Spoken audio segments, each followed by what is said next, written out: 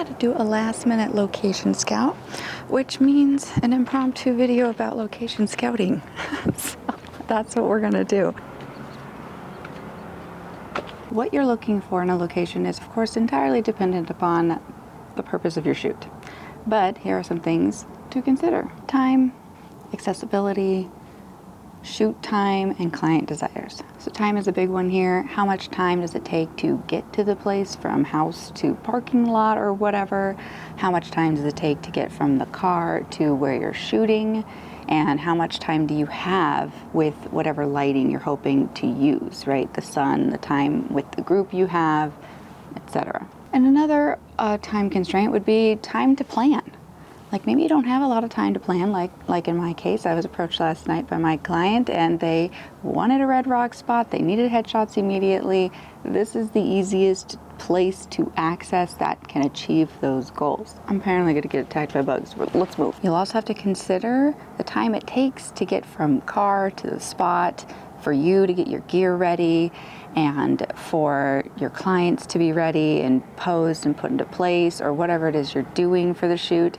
How much time do you have till your lighting is optimal, right? And how long is your lighting optimal for? Like if you're working based on shade, you need to know how long it's going to take for you to do your shoot, how long of a shoot it's going to be. There's a lot of that in place.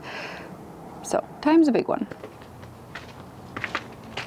Always got to watch your step for tarantulas. All right, next up we have accessibility.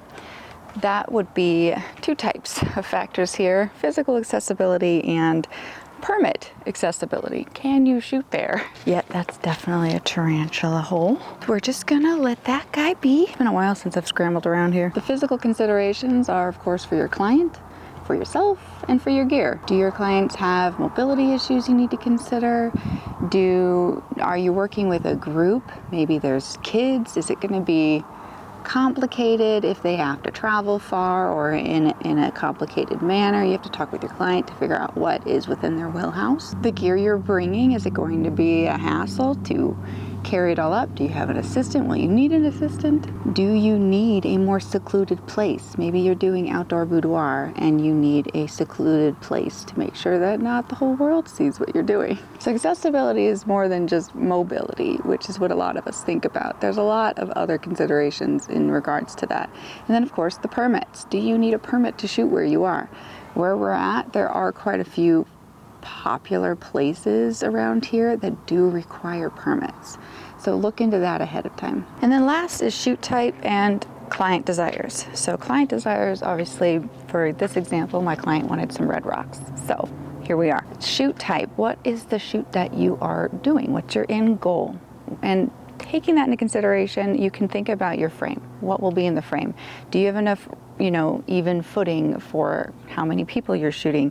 What is on the floor? Is there a bunch of ants? There's a popular place here that now has a bunch of ants where everyone likes to be. Probably because people have dropped things. There's a human factor at play here.